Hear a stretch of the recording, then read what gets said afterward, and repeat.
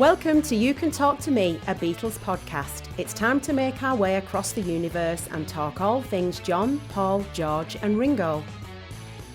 Oliver Murray, welcome along to the You Can Talk to Me podcast. It's a real honour to sit and talk with you. Great to be here. Always lovely to chat about the Beatles. I'd like to go back. I tend to start by asking people when the Beatles first hit them, but in a little bit of research I've done with you, it seems that music and film were big parts of your life, even in your very early formative years. Could you take us through a little bit of that and maybe tell me what came first for you? Well, I grew up in quite a rural part of the UK. It's only about an hour north of London, but I grew up in a tiny village, and my sort of access to the world was through VHS tapes and cassette tapes. I think the lovely thing about VHS tapes back in those days were they were quite robust. So as a sort of 8-year-old kid, you could smash these things into a player and they would hold up. And so that kind of tangible, visceral thing of collections of tapes, cassettes, and all that stuff is something that I really, as I say, that was my window into the wider world. And my dad kept the sort of vinyl on a higher shelf for a few years. So I kind of got into film and TV first, really. Music was everywhere, like on the radio and things like that. But it was really, I can definitely pinpoint a time when my kind of head exploded to the idea that these things were actually crafted and made by people, and there was a whole industry around creativity. And there was one summer when my mum was working. She worked in marketing, and she had to take me to a meeting one day just because no childcare, that stuff. So we chucked me in the car. But the amazing thing was that it was a meeting at a place called The Point, which was the first multiplex cinema in Europe. And this would have been that mid-90s or kind of early mid-90s kind of thing. So it's this box fresh multiplex. And I was given to a guy called Nigel, who I'll always remember and always be grateful for his time, because he took me to the multiplex projection balcony. And I saw all of these projectors ticking over, playing films. And there was a brick missing in every theatre in that balcony. And I could run back and forth watching all these movies all at once. And I watched Batman Returns and Casper the Friendly Ghost in 2-minute chunks, running back and forth. So watching as much of Batman Returns as I could until I got completely freaked out because I was way too young, and then sort of decompressed with a bit of Casper the Friendly Ghost, and then went back for a bit more Tim Burton. And in my sort of childlike brain, I remember thinking, okay, I've seen cameras before, but these projectors, they kind of look a bit like cameras. They did in those days, with the film reels on the top. And so in my child brain, I thought, okay, well, cameras kind of capture images, and these things sort of shoot them out once you've captured them. And so there's a world in which I sort of understood that in the most basic form, that filmmaking involves going out into the world with cameras, sucking up images in the right order, and then you come to a place like this and you shoot them out into a room, and that's how it gets made. So I kind of was obsessed with this idea of kind of, I suppose it's like curating a story. As a pretty small kid, I kind of grasped that that's what it was about.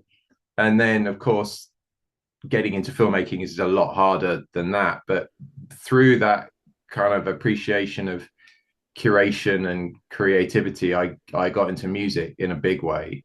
And I was very lucky that at school I had a choir master that took what he did really seriously, like above and beyond. It was his life, above and beyond just a couple of hours a week of singing. And he like got this group of sort of ragtag boys really, really good at singing. And I went and sang choral music all over the UK and France, and went to a load of Catholic cathedrals all over France and stuff, Wow. and really just got into that kind of.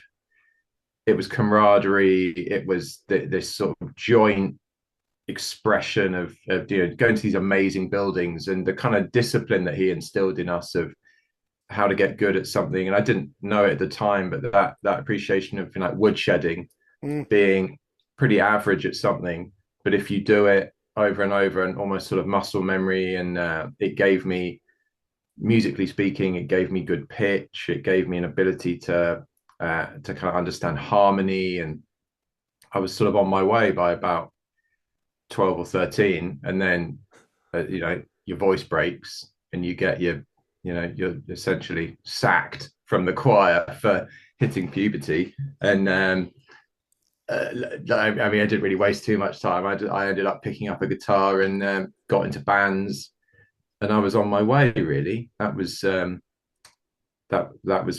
how I got into music. So film first, then music, but then as I was in bands and things through my teenage years, I didn't love gigs, Mm. or like, more accurately, I didn't love bad gigs.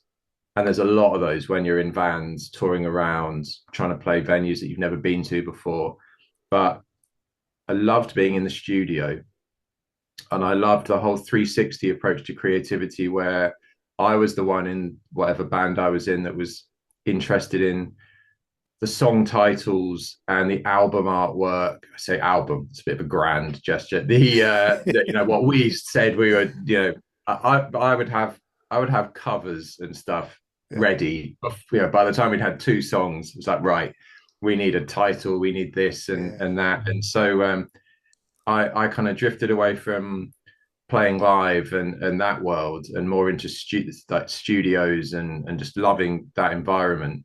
And it kind of took me back around to filmmaking, really, Mm. because there was this rise of a bit like being able to edit on a computer.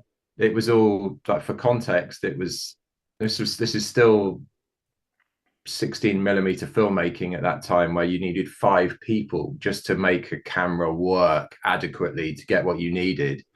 Suddenly that wasn't the case with DSLR cameras, that suddenly you could shoot video with a choice of lens and all that kind of thing. That was suddenly available to me. And like sometimes they say that someone's misfortune is another person's fortune. I went off to art school, and then when I graduated, just after the 2008 financial crash, Yeah. I'm this sort of skint artist, I probably would have called myself at that time, trying to get a foothold in the commercial world. And luckily for me, the advertising industry and the commercial filmmaking, the sort of beginnings of digital filmmaking, they were bubbling up just at the time when the financial collapse meant that a lot of these old school systems of how things got made and financed were like completely on fire. And I turn up happy to do stuff for 10% of the cost of what it used to be. And I kind of got a show reel that way, and I started making music videos. Yeah. So completely, luck and timing, my sort of love of music and my appreciation for the craft of film sort of combined quite naturally into music videos. And I was in London starting out making, I'd make a music video for free, frankly, but 500 quid was everything to me at that time. And then eventually started working with small labels, and they gave you a little bit more, and then large labels, and we got money for commercial videos, and that was my route into it, really. Yeah. That obviously gave you chops on the short form element of things, I'd imagine too. Yes, there was all, when I started, the general route towards feature filmmaking was music videos, commercials, television, film. Mm. Nowadays, it's all completely atomized, and there are great films. There's, I would argue actually that the big film producers and directors, their top of the mountain is an amazing TV series now, above and beyond film. Even that's the thing, that if you can crack, from a story perspective. But yeah, I got into that sort of because that was the accepted kind of map to where I wanted to go. And now, as I said, it comes from everywhere. I love the short form stuff because I love the immediacy of making things, getting it out there. I mean, it's why I love podcasting. I'm sure that's a big thing for you as well. Don't you have these conversations, work on them, and they're out there, and there's no barrier. So I'm very lucky that I get to do both, and even specifically with the Beatles, doing episode 9 of the anthology was, the biggest gift of my career to work on that.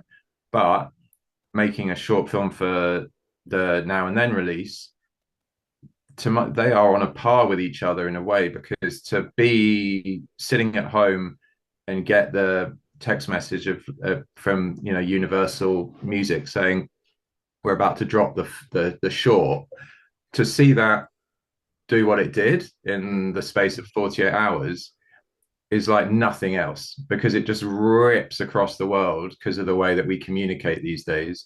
And that's like an adrenaline rush like nothing else. The higher the stakes, so in something like the anthology, and with partners like Disney, and there's processes, and they need to have these shows plug in to their global systems. It's an amazing thing to have there ready for people to watch, but it's just different, and to be able to do both is a blessing. And it's these days especially, it's very unusual to get those experiences, especially on the same subject. Usually, you're in a lane in different places. It's changing. It really is changing. But yeah, to be able to do, be involved in a Beatles project that's maybe 5 minutes, and then 6 months later be doing something that's 9 hours, is kind of, they are one of one in so many ways, which is why they're endlessly fascinating. It's incredible. That story of you as the little boy running up and down in the projector room is a great scene in the biopic of your life. I mean, the young kid falling in love with film, and is also getting an early, very raw idea of moving between scenes. Almost like the process of the edit, in a very strange way. That's a beautiful story. I read that you were about 10 years of age when Anthology hit in the 90s. What's your recollection of that time? You're obviously Beatles aware enough, I'd imagine. I mean, I suppose I was Beatles aware in a way of like, how can you not be, if you're even vaguely aware that there's a record collection in your parents' possession somewhere, flicking through them. And I remember the Sergeant Pepper covers and things like that. And I distinctly remember the anthology coming out and being 10 years old, because we just moved house, and my mum was losing her mind because we needed to get the TV plugged in time. That, for younger listeners that won't relate to this, things used to come out on television, and if you missed it, you missed it. So, but what that also gave you was, sometimes with certain shows, this sort of shared cultural moment where you'd be sitting in your living room watching a show, and 1 in 3 other households were doing the same thing, and then you could talk about it, read about it. It was a sort of amazing, huge swing, because also no band had done that at that time. It seems weird to think about it now, but no band had said, oh, we're going to do a documentary that's hours long, that's the complete comprehensive thing, and it's going to sit on terrestrial television and run like a sort of continuing drama, but it's just going to run and run over a course of 3 months or whatever. So I remember that happening, and that dropping, and the reverence that my parents had for the story as it was unfolding, and a mixture of that reverence with a kind of nostalgia for the fact that they were there first time round, and the access to this footage wasn't easy. So for them, it was the sort of completely refreshing their recollection of that time. And what I don't remember, but what I've been told quite a few times, was that there was also a period before the anthology where kind of mind-bogglingly the Beatles sort of fell out of fashion a bit. Hmm. And someone described it to me as there was a moment where it was kind of acceptable for someone to just say, oh, I'm not a fan of the Beatles. There was no pushback where it's like, okay, well, okay, so you just don't like music, frankly. There was none of that. It was kind of like, oh, it just people are, oh, okay, yeah, you're not a Beatles fan, but you like other things. And the anthology kind of comes along, and for me, that was my first entry into a proper full immersion of that band. And then the VHS box set that came along and talked about how I loved them as a child. That thing was like a chest. I remember it was this ginormous, that the real estate that it took up in your right. house Yeah. was this massive chunky thing. And I mean, I remember dragging it out, taking a VHS out of it, and using the rest of it to sit on, so I could sit in front of the TV. It was like this kind of huge thing. We went through that, and yeah, I was off really. And being 10 and starting with this exposure to the Beatles in such an immersive way was kind of interesting. I've come to really, I love history and how kind of sort of contemporary culture all weaves together. To be 10 and have that be the Beatles be your sort of ground floor up into music was a really great grounding, and a great logical grounding, because most bands will tell you that that's where it starts. Contemporary music, post-war contemporary culture, not just music. It's a great, so it gave me this foundation that I could move up through time to the present day. And yeah, as a kid, there's no better place to start than the Beatles. So they are foundational to everything I've enjoyed since and been a part of since. Yeah, it's really well put. If we go back to November 2023, the 12-minute short For Now and Then is dropped, and I went back to it many times and thought, oh, this is a little bit of a masterclass in short film storytelling. It manages to be moving and revealing, and it's all in a really tight time frame. I saw a quote from you at the time. Now and Then is a story of musical archaeology and a brotherly bond between four guys. And I thought, okay, that's a very succinct line there that seems to be at the core of the narrative. When you sit down and begin the process of considering what this is going to be, does it start with a single idea like that? Can I succinctly define what this narrative is? That's the aim. In this case, it starts with me losing my shit at the fact that I've got an opportunity to work with the Beatles. I mean, if I said that it starts with me, coolly and collectively sitting down to start, analyzing where we're going to take this, I'd be lying. It is a mixture of nerves and excitement and having to calm down a bit, because, I never expected to work with the Beatles. I mean, I didn't know that they had any more music. I think, like a lot of people, they heard of bits and pieces and there's fragments of things, but I couldn't believe that Now and Then was going to come out in the way it was going to come out. And I just finished working with the Stones, who I also love and adore, so I was high off of that kind of journey. Yeah. And then it went from the sort of amazing to the absolute bizarre of getting a call to make this. But then I did calm down, and you're right, the idea, the brief, if you like, was who came.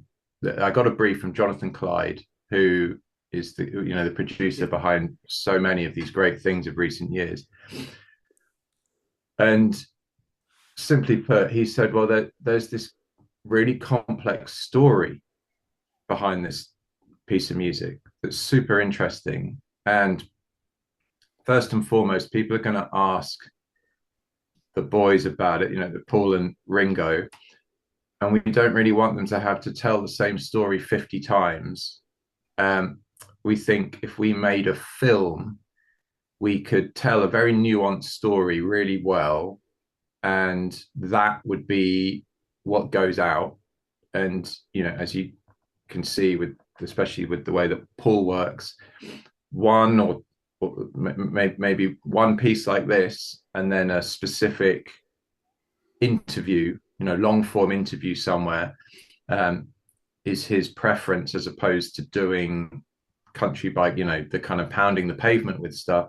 So there was a practical approach to it, which was, let's make one thing that everyone internally really likes, and it gives everyone this background for a moment that's genuinely important in Beatles history and in cultural history. And the idea of this use of technology was important, because also then, anytime you heard AI especially within the context of music, AI was this thing that's coming over the hill to kill off anything good and joyous and about music.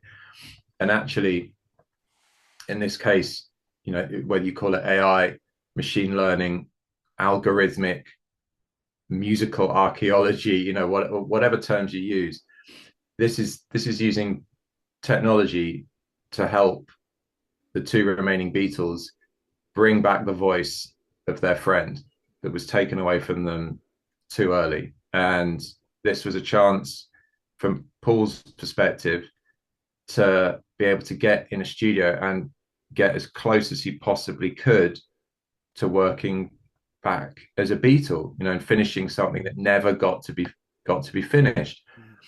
And given that Yoko wanted it to happen, and Olivia Harrison wanted it to happen, and all those kinds of things, it was this amazing opportunity to get it done. And so that played into it.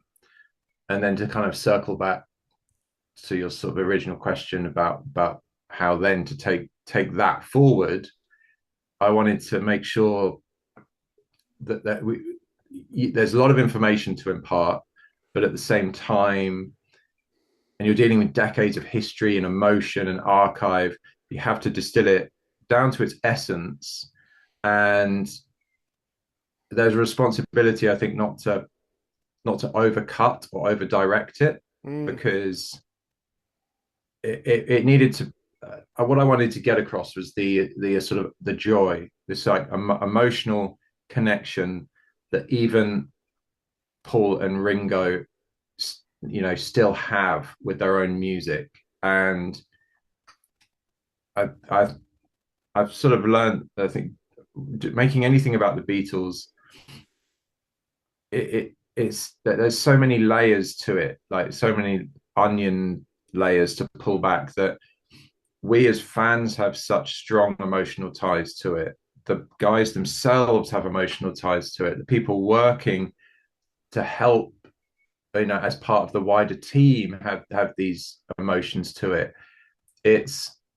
The record label still has to try and sell these things as a commercial entity. There's all these things coming into play, and a fast track to screwing it up, I think, is to try and balance everything, because you can't, for example, you can't do right by the mega fans who even thought Get Back was too short, for example. That's right. I've spoken to people and I've said, well, I don't know, maybe one day the Smithsonian can hold all the rushes and people can make a pilgrimage to a basement in somewhere like the Smithsonian, put some headphones on and spend a week watching raw rushes. I guarantee it will let you down, because curation editing, storytelling.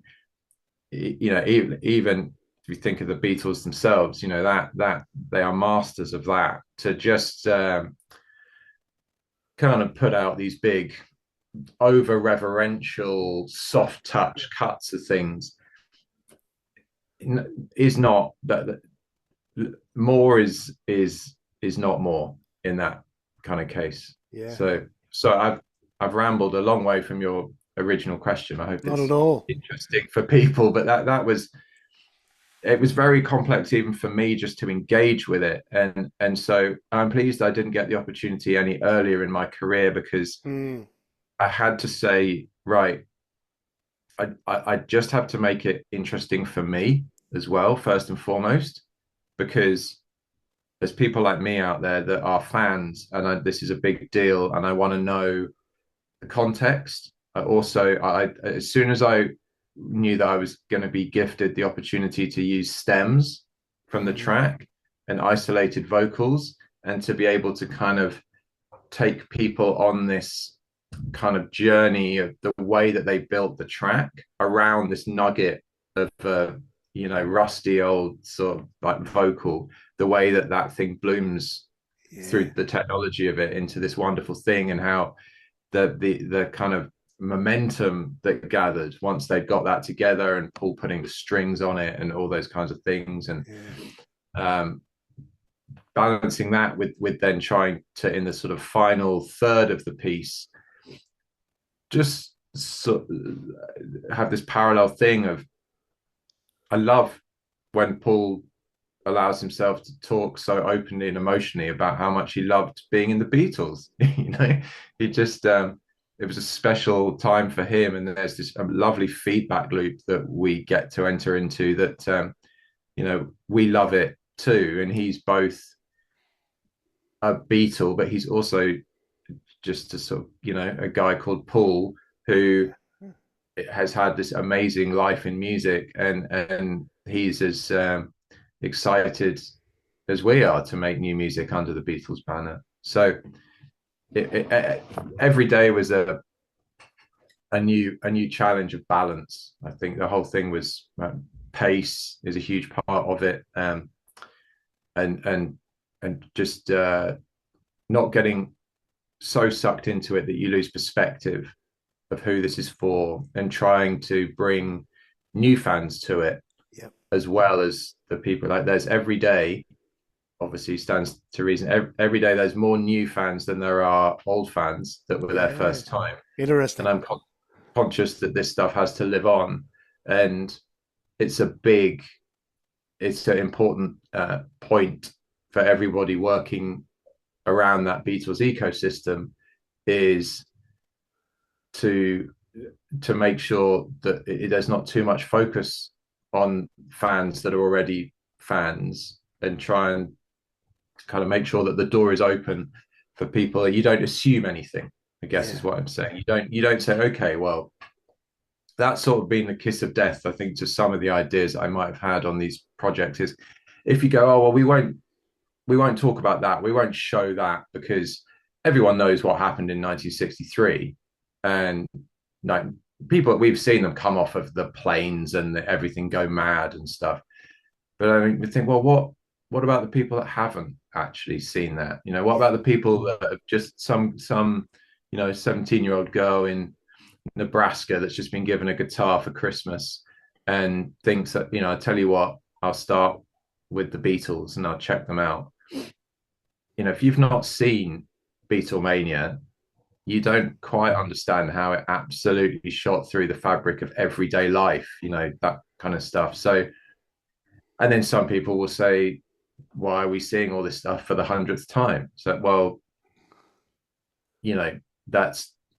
I put that to one side and take a personal approach to it, really. And I think if I'm interested on an emotional level to see that stuff again or learn new things, then I'm going to back myself, because I know there's other people around the world that want to engage in that way. And doing that, I guess, helps you keep your shit together.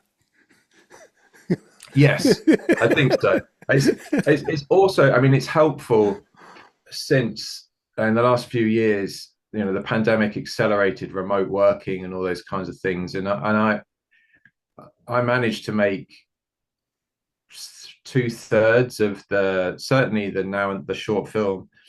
I made that by myself, it just in this room here. So Wow.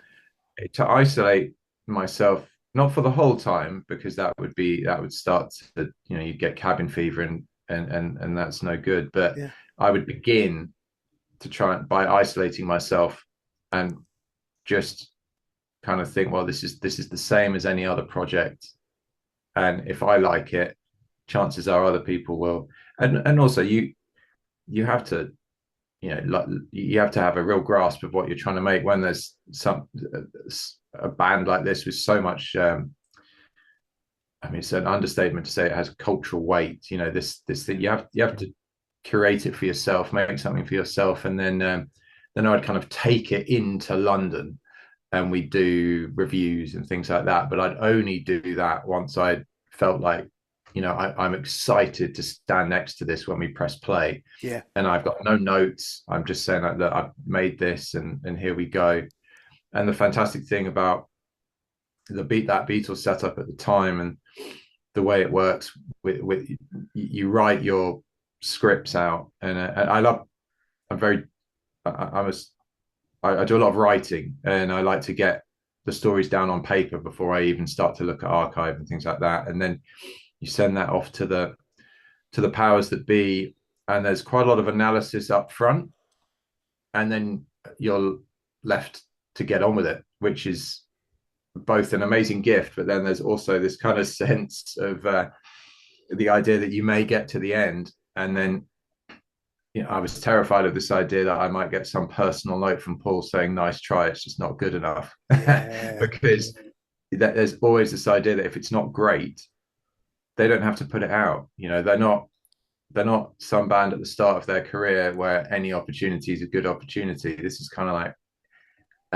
everything is kind of road tested right at the end, and if it's not deemed worthy of the pantheon of what they've done, you may never see the light of day. So that was another kind of, that was more gas in the tank, if you like, to make sure that this thing was great. Because I thought halfway through there's a world in which I have to look back on a time when I was given an opportunity to work with the Beatles, and it was going to end. The full stop of that experience was going to be a short note saying, "Nice try, good luck with your endeavors," or future endeavors, see you later. So it was inconceivable that was going to happen in my head. So I made sure that we made something that, I mean, it was such a special experience. It's hard for me to separate the experience from the film itself, but seeing that Now and Then short film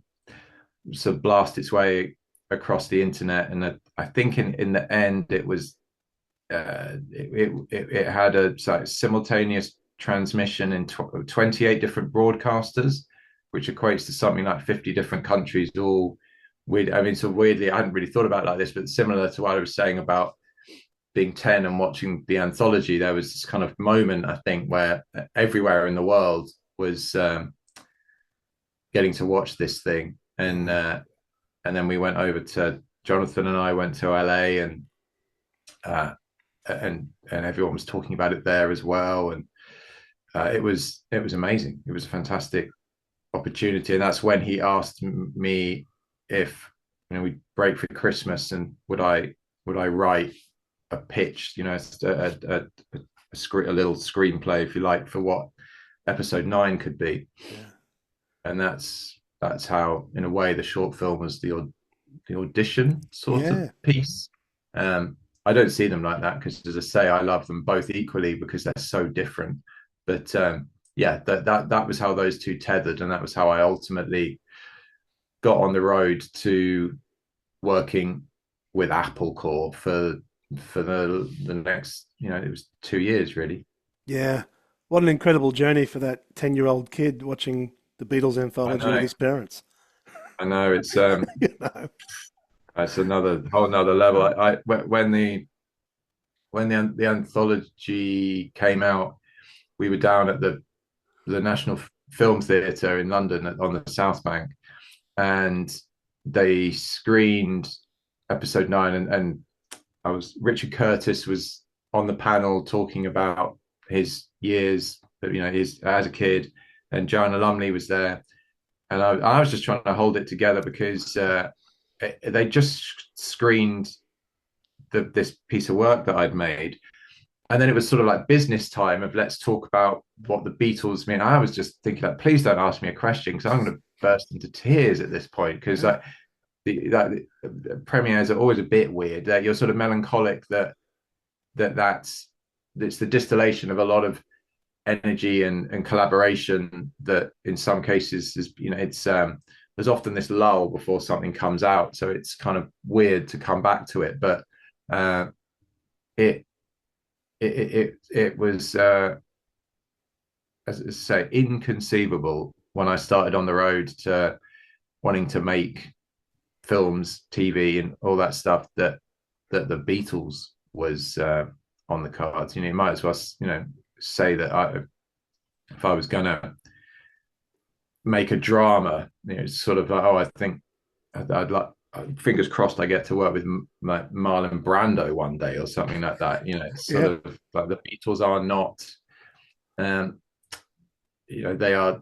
they are in the past, and then suddenly, and to be so intimately part of this communicative tool in the short film of why that music was so, and the story behind Now and Then, I think is why it's such a lovely final release for them. I don't think anybody is listening to it saying that is even in the top 10 of their great songs. That's no shade on the song at all. It's just like it's the Beatles are the Beatles, but it's such a special record because of the story, I think, and how long it got left, and the melancholic nature of it. It's so good, I think, that it didn't happen as part of the anthology series. They got Real Love and Free as a Bird out that were perfect for that time. That Free as a Bird and that video and that thing, that was a nostalgia moment. And I think Now and Then it's different. It's not nostalgia driven. It's kind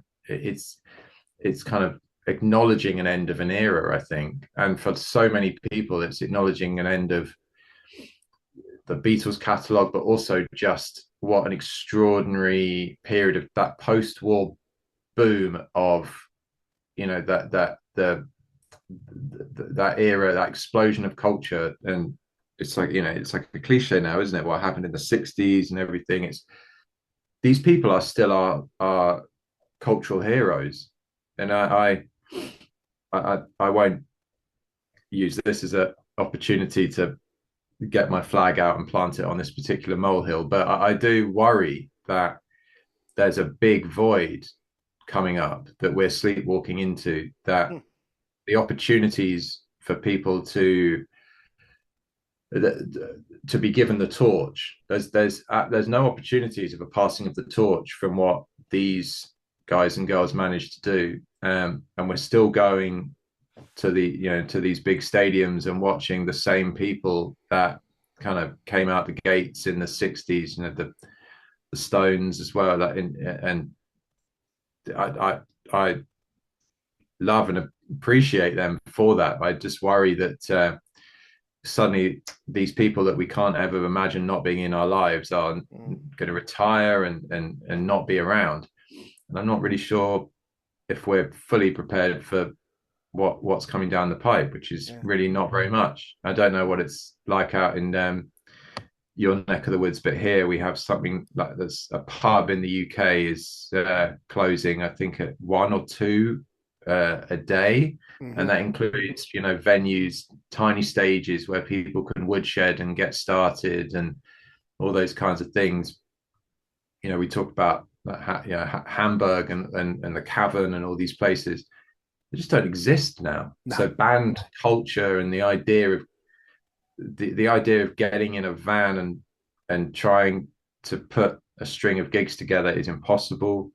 It's too expensive for labels to sign bands simply because there's maybe 4, 5, 6 people.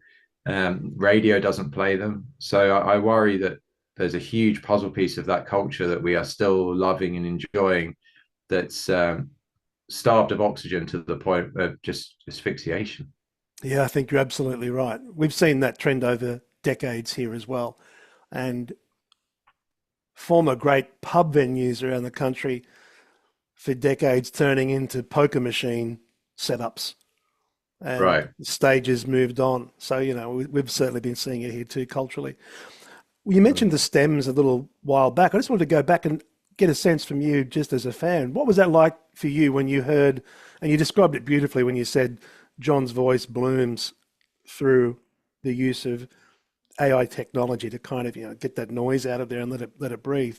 When you're sitting in that room and you're hearing that for the first time, do you have a sense of what that was like? I worry that with every question, I'm sort of gushing about how like emotionally heightened the whole experience was. But yeah, I mean, that was wild to download these stems and go through them.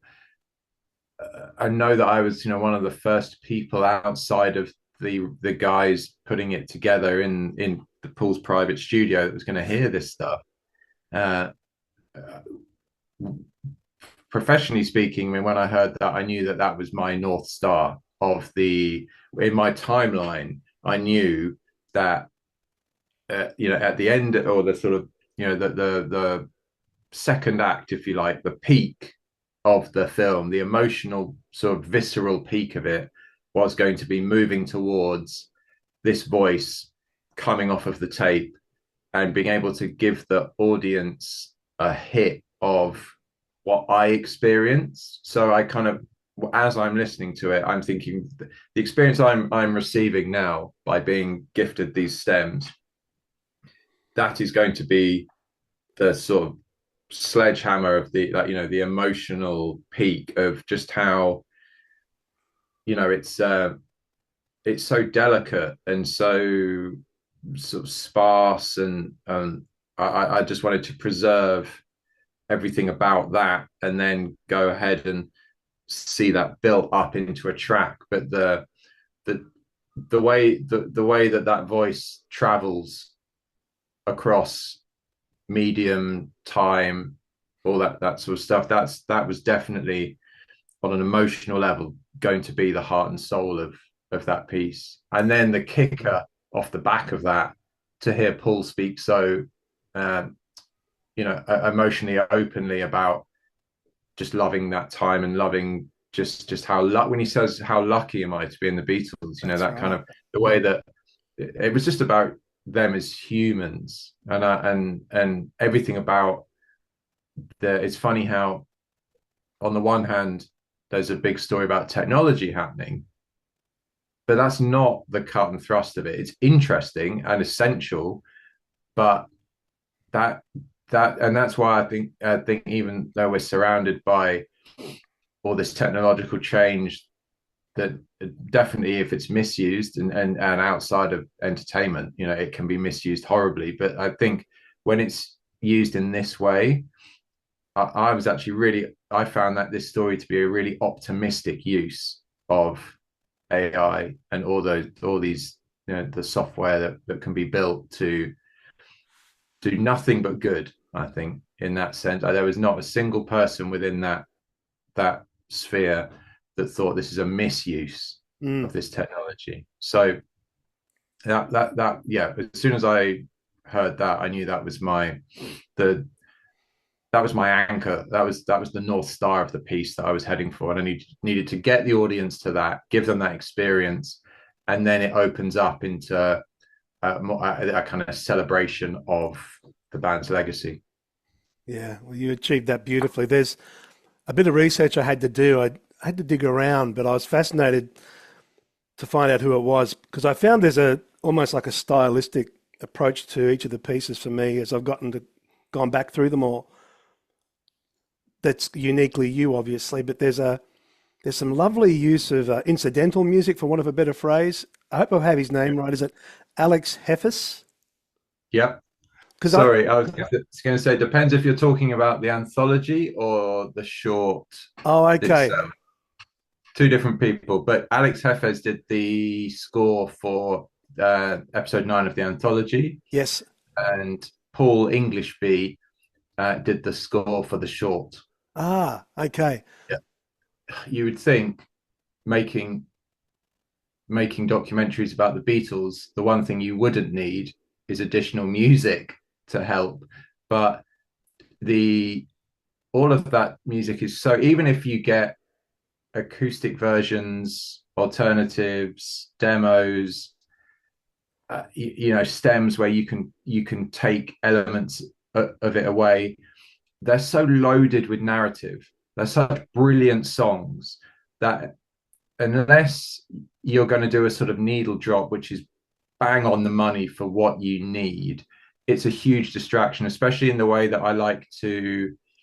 That my favorite way of working with the Beatles archive is to kind of sort of strip it from the chronology and think of it, the emotional value of a specific shot, or kind of almost misuse some of it rather than be reverential to it and think, that, right, well, Hard Day's Night, that has the early days stuff or this and that. It's about, I think, making the connections thematically, whether it's friendship or musicality or harmonies, travel, whatever it is, and strip it away. And I tried to do the same with music. So we needed composed music.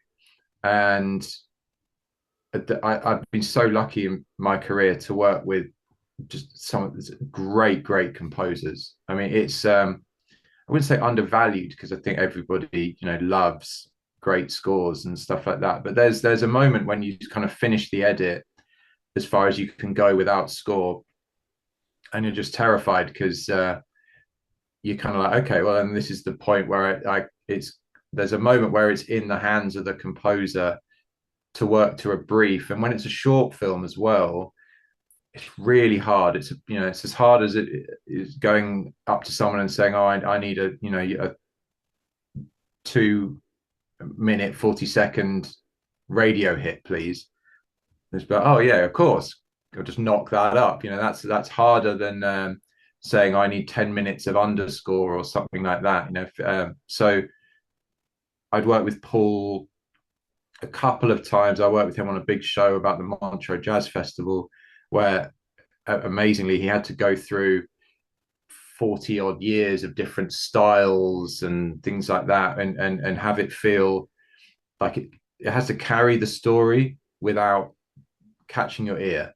Yes. And that's what I think is so great. And I've struggled sometimes I've always wanted to work with recording musicians that I admire, and it's a different muscle to when you're composing. Everything has to serve something else. And I think it's about what you leave out, and all those kinds of cliches that you hear people say are so true. And then knowing when to push, knowing when to kind of come back. And those guys have really elevated what I've done. And Paul did an amazing thing with the short as well, because I loved the sort of technological aspect of the synthetic nature of what he put in at times, and then reined it back into something more organic a bit later when you're talking about the humanity of it, and all these subtle things that are laser focused from a sort of beat to beat, second to second kind of thing. And then with Alex, it was a slightly sort of different challenge, because it's sort of like the difference between a pop song and a novel, if you like, how where it comes to pace. You can't just say, oh well, we've got an hour, so this has got to be slower, and because that's just boring. You've still got to have that peppy pace, but with a sort of global overview of structure and dynamics and all those things. And it's like this big puzzle piece. It's almost mathematical, and especially he lives in LA, and sometimes that's frustrating. But I quite like the discipline working with composers at distance, because it forces you to think of it, to create, to put something down on paper that's kind of like a graph, if you like. And it's not minutes and seconds and this scene numbers.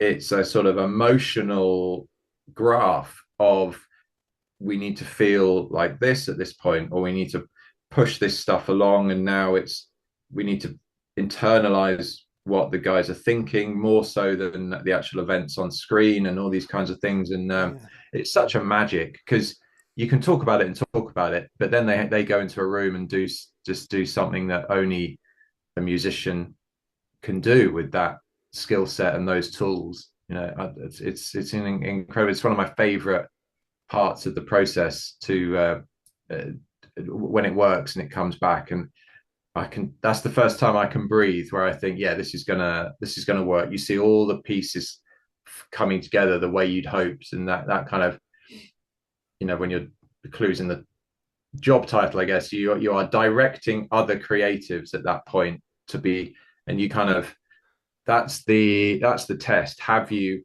pointed everybody in the same direction? And in this case, with something like the anthology, you've got a composer in LA, you've got guys down in New Zealand doing all the restoration, I'm in London, guys in New York doing Disney are involved, all this sort of stuff. If you've not been succinct and even-handedly talking, conveying a North Star that everyone's pointing towards, you can imagine what comes back if you've had a bunch of different conversations with all those people. And it's with something like the anthology, you don't get second shots at these processes because they're slow and they're expensive, and it's like trying to move an oil tanker around. You've fucked up, and you try and turn, but actually it's just a slow, painful collision.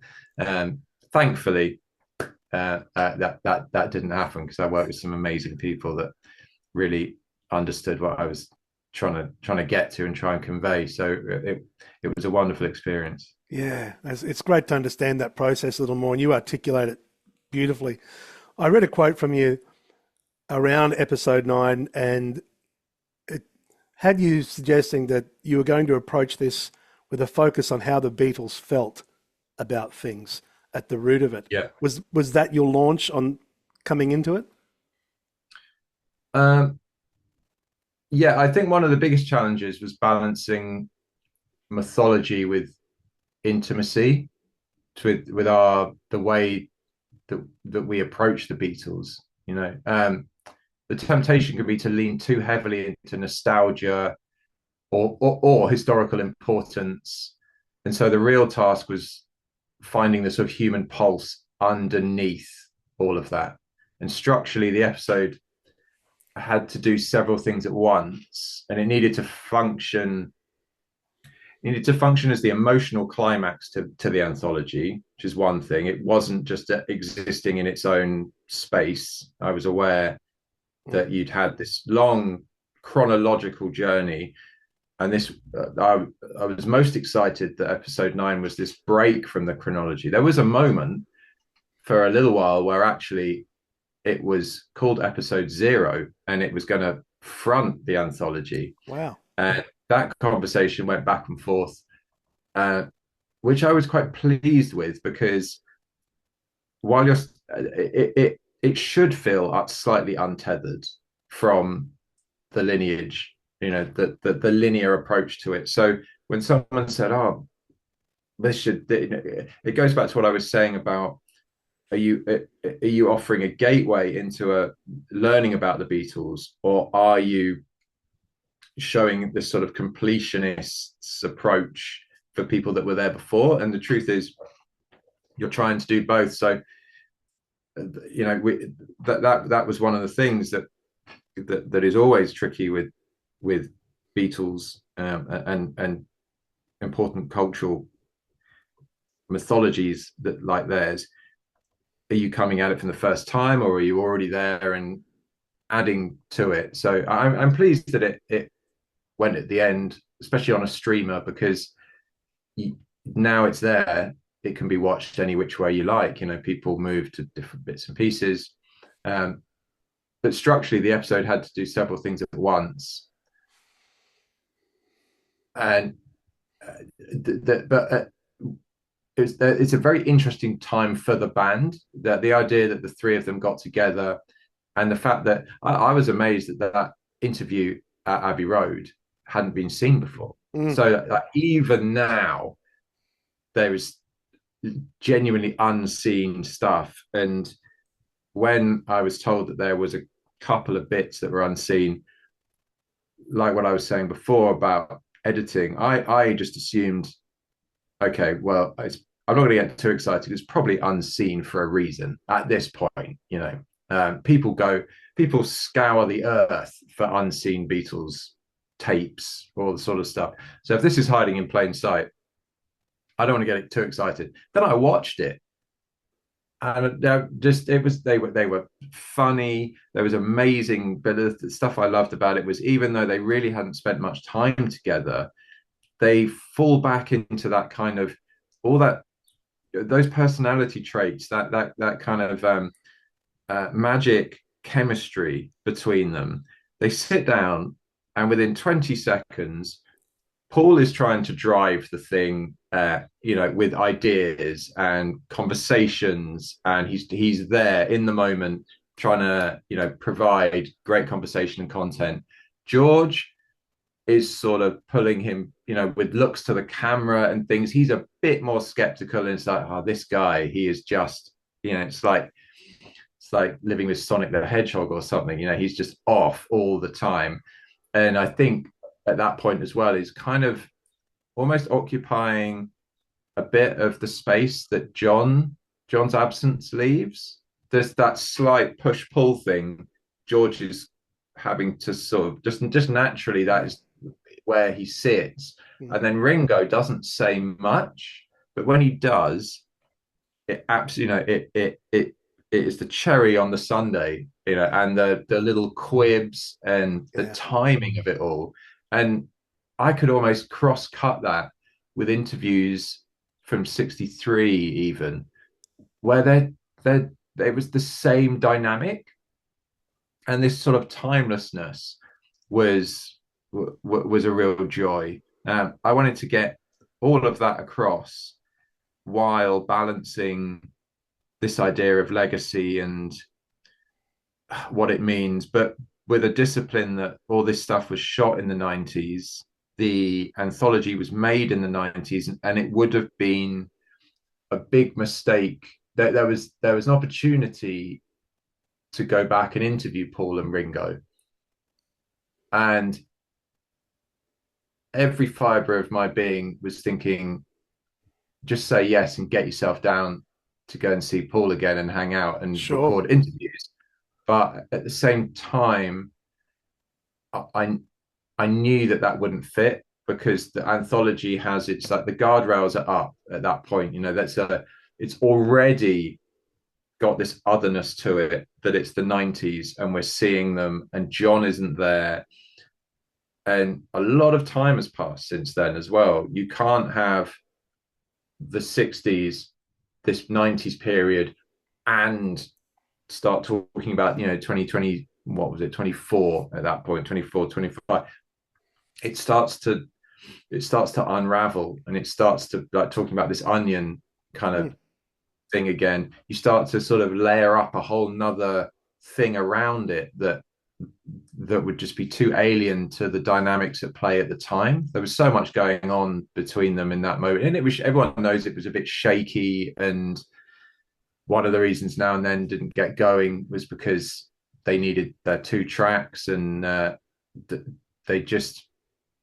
they dipped their toe back in the water, had a great experience, and they didn't want to overstretch. They didn't want to.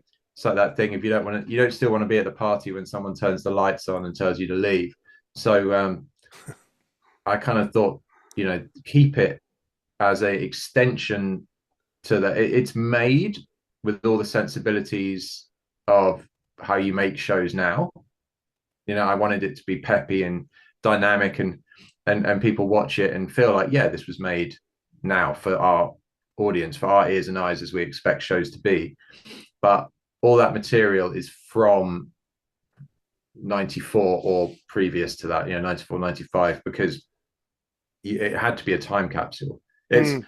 it's already a time capsule of a time capsule. There you go. If it's a commentary on a time capsule of a time capsule, that come on now, That's smart. Yeah. So, but yeah, it did mean that I had to decline the offer, if you can imagine I that, can't of imagine it. hanging out. So much of me thought, just say yes, and then say, oh, didn't we're not going Yeah. to use it, Yeah. or like, oh, my microphone was broken. Sorry. Yeah. Um, but too much Yeah. respect for I mean, Paul's an absolute machine. The Yeah. way that he's still going, still working, and Yeah. That's, got his album coming out mm. now, or is out. I think, well, very, very Yeah. soon. And most of while we were making the anthology, he was out in South America playing to 200,000 people or something Yeah. for almost 3 hours. It's just he loves it, and I Yeah. love that he loves it, and it made me want to work so hard on Mm. all these things because he deserves it, because he's there with so much energy and enthusiasm and ideas, and he's so supportive of this stuff. Yeah. More so sometimes than when I won't name names, but I've worked with some people that are lucky to be given to this support of a label or something like that, and they don't, just the classic. They don't turn up on time, or Yeah. they have a window to feedback on an edit and they don't, and then you grade it, you mix it, and then they come back with reams of notes that frankly are bad notes and all Yep. that sort of stuff. And it Paul is where he is in the pantheon of music and beyond, because he's a brilliant musician and creative, but he works so hard. My favorite footage, I think, of that entire period is in Ep 9, where we see again just simple moments. George and Paul are eyeball to eyeball with their acoustics, and they're kind of navigating real love and the chords. And Paul starts to talk to George about come together, and it's maybe 30 seconds of footage, but it's beautiful. How much of that did you have to navigate through? There's been a lot of talk about hours and hours from those sessions, but and how did you uh, determine what stays in and what moves to one side? well, firstly, I've heard talk of hours and hours of footage. I've never seen it, and I've looked, and if that, I know where it would be on a specific shelf in the Apple archives if it existed. No one was allowed to film because they were there. Uh, it was at that time where handycams were pretty special and unusual, and Ringo had one, and that's Ringo's own camera. There was you can imagine how many people would have loved to have been in there with a full-blown crew. Yeah. Anywhere in the world they could have gone and done that. Literally any studio, vast rooms everywhere with cameras on every single moment of that. um it was a sort of wobbly time for them to get together and see how it was going to work. It was a great move that they get Jeff Lynne to produce, because Beatles, that neither of them need a producer really to get that stuff done, but you get a producer in for a multitude of other reasons other than who's actually working the desk. So um, there isn't much more footage because that is like the home movies of Yeah. the Beatles. Um, and then we start off by stringing it together as a kind of chronological, day by day, track by track. Let's see what we've got. And then, firstly, the process of making a record, especially in the way that Jeff Lynne goes about it with the multi-tracking and stuff, it's kind of standard now. You go in individually and do the thing.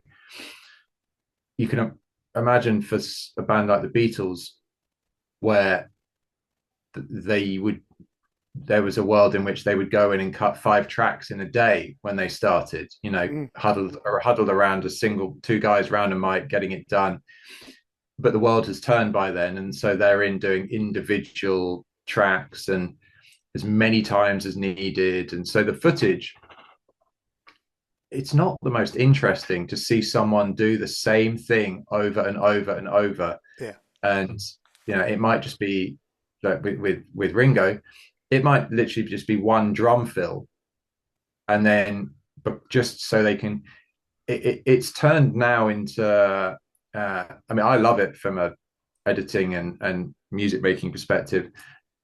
Recording is now sort of creating options, and yes, there's spontaneity, but then there's also the opportunity to hit each. You can create your own drum pads and drum machines just by hitting each individual thing. You push and pull it in Pro Tools and do all this kind of stuff. And so it's not this exciting kind of, like you mentioned, Get Back. It's not like watching Paul pulled Get Back out of the air in that series because he's got a spare 15 minutes in the morning. That's some of the most astonishing, not just music making, but that's just some of the most astonishing footage you'll see of any human being using arguably one of the best used 15 minutes of anyone's life anywhere. I wept like a baby when that screened. I didn't even know it existed. Obviously, many of us, and wept like a baby. So I can't believe what I'm looking at. No, it's extraordinary, and the way that they sort of subconsciously gather round, knowing that that's a spark of something special. They noodle all the time. I mean, the Stones are like this as well. And I know, this is a Beatles podcast, so I'm not going to rattle on about the Stones, but the same thing. Yeah. Chaos. 1 week away from the end of the road, and suddenly they pull it together in a sweaty basement somewhere, and you've got, some of the you got Exile on Main Street. Yeah. But it's same with the bit. I think it's just different in those sessions in the 90s. You can't that it was rehearsed. There was a mission. There was a producer driving it, and they are collecting puzzle pieces that will become a final track later on. It's just that was where modern production went. So there isn't much more footage. Yeah. There literally isn't any more footage because there weren't cameras allowed. But also, it was a pretty easy thing to cut down because by and large, you were choosing a vocal take, and the simple sort of selection process was that, okay, well, we've heard the record, we know where it's going. What else is happening around it? Are they having a good time doing it? And I would divorce myself from the idea of, are we watching the take that makes it into the record or not? I was just looking for all the other things that give you a window into their process rather than the actual music itself, because there's just so many other avenues as well. I was really aware that, especially with something like the anthology, there's so many other ways of listening to the music in better formats, frankly, as well, if that's just what you're into. So I'm usually cutting on vibe and a sense of using the archive like a time machine, so you can go and sit in the rooms with them and have a good time, which is what they are trying to create as well. I heard Paul say, actually, the other day, someone said, are you an artist or an entertainer? And he said, I would like to think of myself as at times having been an artist, but ultimately I am an entertainer, and what I want to do is entertain. And we go through, they have grandparents, parents, and grandchildren all going to a show to see him perform Hey Jude or whatever it may be. And I kind of have that in the back of my mind as well, that this stuff needs to be entertaining and joyous and spiky if it needs to be, especially about, like we were talking about, the chemistry between them is that's what bands are so great for, that the kind of push pull of the tension creates great stuff. But it was mixing all those, feeling truthful to the complexities of the tension, the exhaustion. Archive is the gift and the challenge in that as well. Of it's iconic, but you don't want to overcut it or over direct it. But you also want it to.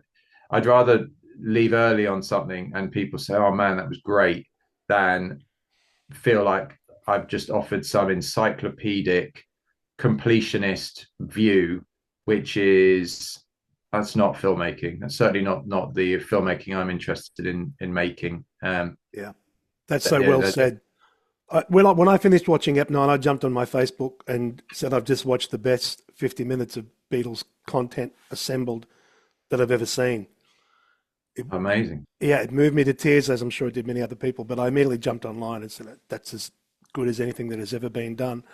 What I loved too on repeat viewings, and you mentioned this before a little while back when you were talking about not necessarily pulling archive that's of its time and narrative, but serves to reflect feeling or mood.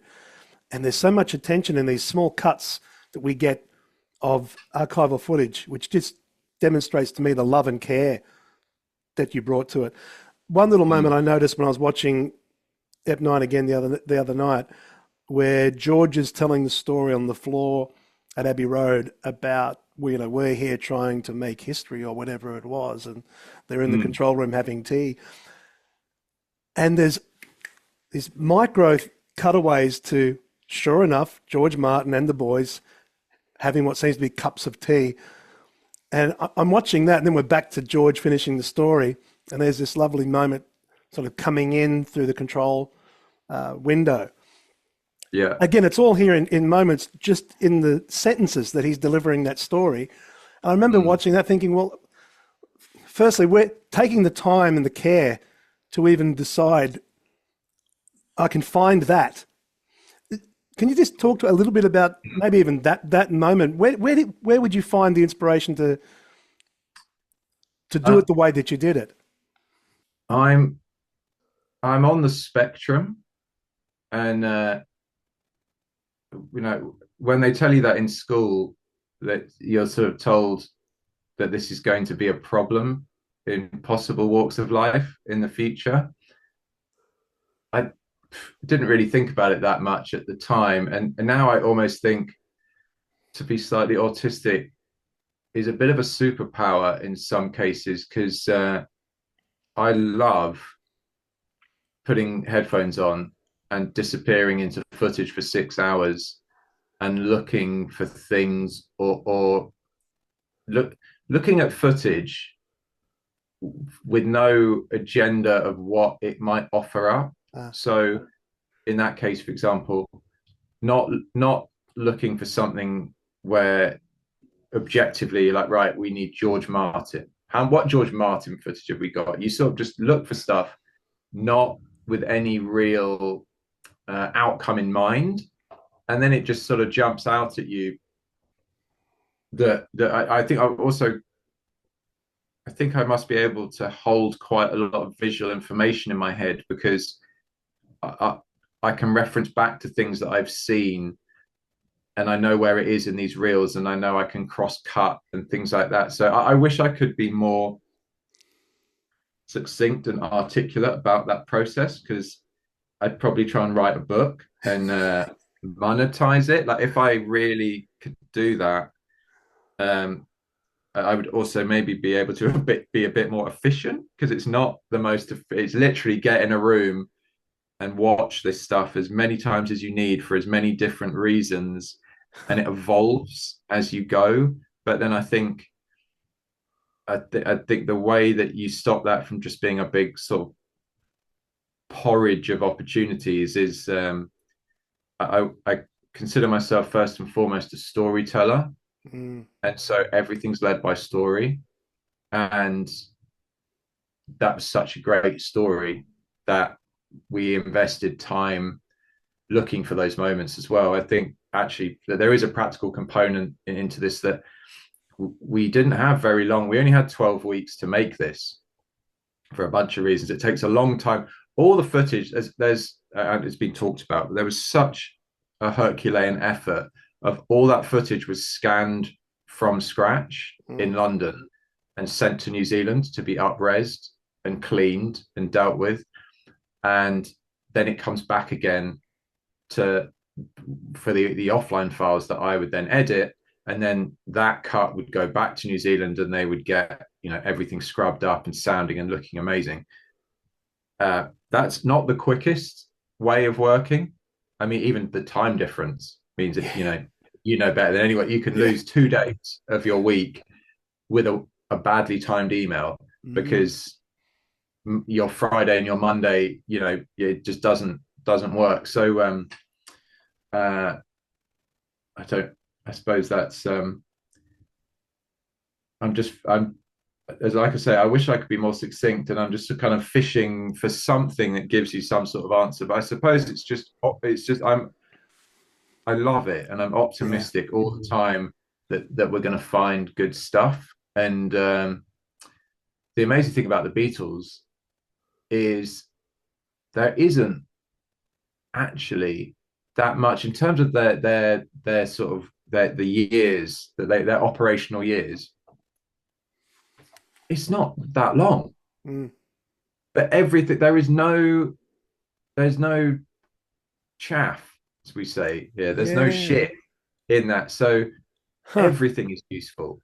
Do you know what I mean? There's no most bands that take big swings, and the Beatles took the biggest of swings every time. They'd have a big hit, and you'd think that they might at least say, well, that album was great, maybe we've got half of a next album to go.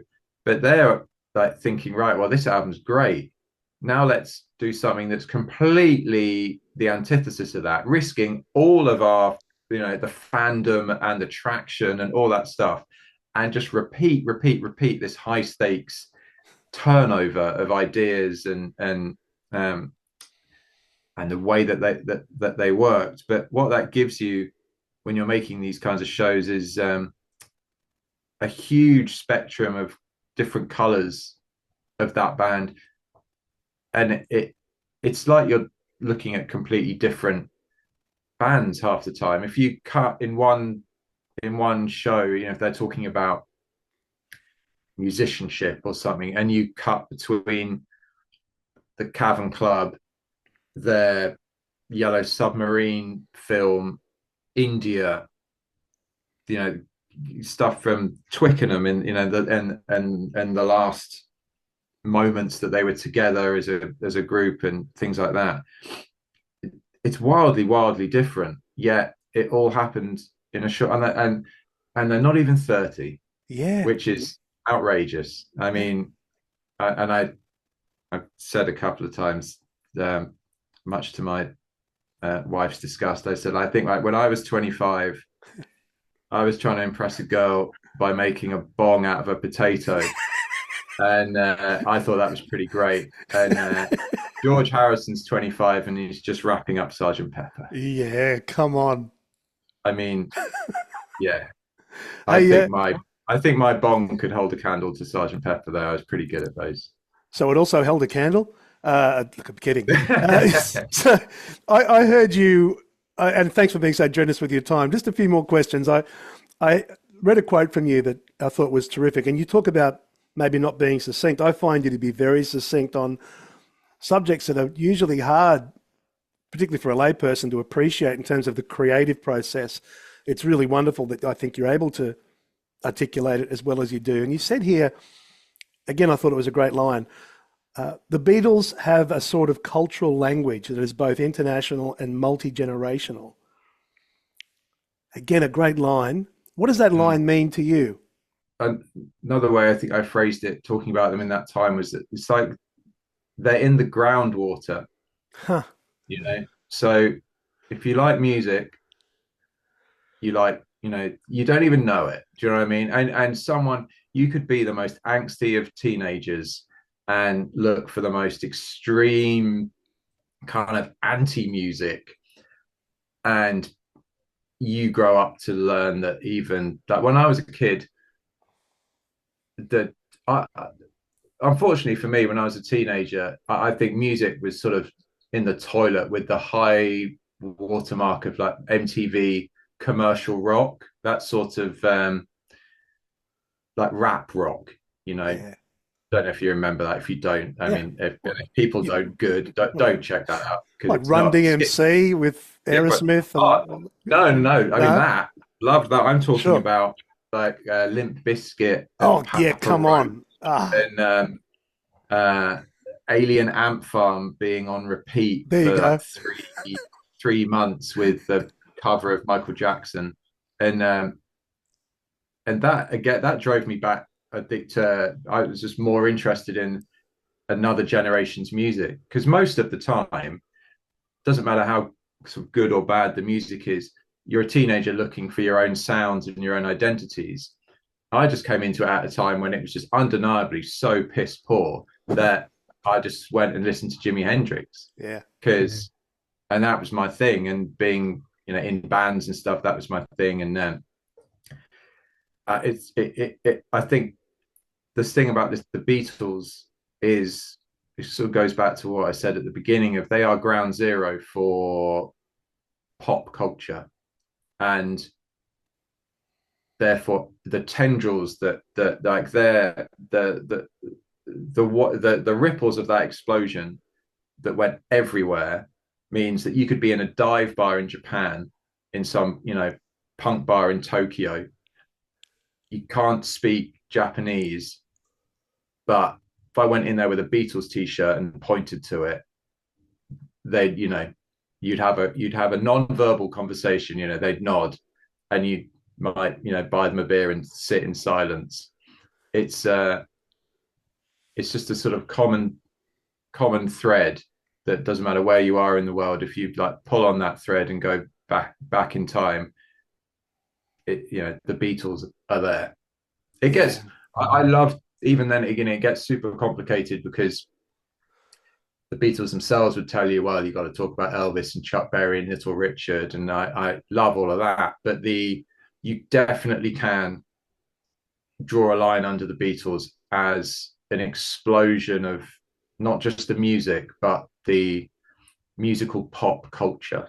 I Yeah. think with an injection of the rise of media, Mm. the rise of kids having a disposable income. Yeah. This idea, the teenagers, even the phrase didn't exist, and then it comes around. If as I'm researching this stuff, you start to realize that the teenagers doesn't that's actually a marketing line, because these kids after the war had some money for the first time, and someone said these teenagers need to be sold stuff, and that's how pop and bubblegum pop all kind of came together, and then the Beatles come along and elevate that stuff to art. And Hmm. I think that's probably what I was trying to get to. The main thing is, I could probably answer that question 5 times in 5 different ways, because Yeah. they're so important to that kind of world. But I think they just represent something to everybody, Yeah. and that's what's special. And so that's where it's shared, and that shared language of not even talking about specific music and then the meaning behind the music necessarily. Um, they just kind of represent this multifaceted idea of what good music can do for Mm. people, Mm. and Yeah. how good music can fit into people's lives. Yeah. Again, so well said. When you look back on this chapter in your life, and I'm sure it's all great, what's one of the first memories that hit you that you think, oh, I'll take that moment with me for the rest of my days? Is there one particular one through this whole experience that just landed on you in a particular way when you look back? Um, One of my big regrets is I was I've been very busy since about 2019 with this slight kind of roller coaster of opportunities bouncing from one to the next. And that's not the regret, by the way. I mean, that's the absolute pleasure of my career thus far. But it was very fast. It had a pandemic in the middle of it, and I didn't stop to allow me. I was always very hungry to make more stuff, and I was thinking, these are opportunities I'm going to take with both hands and try and make something I'm really proud of. If I could have taken a breath a couple of times and said, this is also never going to happen again, in that particular context, I might have slowed down a bit. But I did on a couple of occasions. For example, going in when we were filming with Paul, he was recording brand new music, and I sat off to the side for a little bit, and I thought, you know what, I'm not going to ask to do the interview now. For my own sake, I'm going to sit here in a chair and just sit and hang out and chat about scooters with him for a bit. We got into scooters and then just listen to this piece of music that I don't actually even know if I don't think it even made the album. Not just because it this album has a specific kind of concept around it. It's got a real feel of where he's at with it.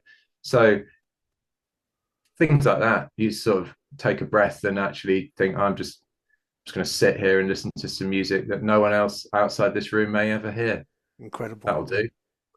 Things like that. And the opportunities to make work like this are getting, I don't know how much, I know you have family connections into the film and TV industry and things, but it's tightening. And so we'll look back on this period where people, like the folks at Disney, really lent into revamping the anthology for a whole nother generation. And that takes time and money. And it sometimes, with stuff like the Beatles, it might seem like a no-brainer to do these kinds of things. But it's such a huge effort, and it's great to hear, how much you enjoyed episode 9, because it meant a great deal to everyone involved making it. And just these opportunities are getting slimmer and slimmer. And in 2 or 3 years, I really worry for the whole industry, frankly. We had this golden era of tech companies fighting for eyeballs, and the benefit to us, documentary fans and drama lovers and stuff, is that there was an avalanche of new shows coming out as they competed for subscriptions and stuff. But that's well and truly over. And if I look back on it and was able to say that, for a good 6 or 7 years, I was in the mix with not, some of my absolute favorite bands and working on that kind of music. And I end up reminiscing about that from behind a bus that I am driving later on down the line. I'll be telling people how I made episode 9 of the anthology. They'll probably walk away being like, that guy reckoned he worked with the Beatles. But yeah, I don't know. I guess what I'm trying to say is you try and take it as it comes, and you try and feel it and live it and experience it the best way you can. But also a big part of the professional discipline, I think, of doing these things isn't to get too sucked into it. Actually, that's the blessing and the curse sometimes of being gifted access. Everyone can understand what it must be like if someone's gifted access to a room or a person or something, and they just go nuts and do all the things that they shouldn't do. And I remember reading Paul saying he doesn't do pictures, for example, anymore. And he explained it very eloquently why, and those things. He feels like a kind of monkey on the beach that people would pay a shilling or whatever when he was a kid to have a picture with a monkey. And as you can imagine, I would have loved to have a picture working with Paul, but I don't. And I don't because I know that he doesn't like pictures, and I've been given such a gift, such a blessing to have made three or four things, over the course of 2.5 years. So I don't have that picture, uh, and that's fine. I mean, I'll take anthology episode 9 instead. That'll do. That's a beautiful note to finish on. Oliver, you're the real deal. Just listening to you speak has been a real highlight for me.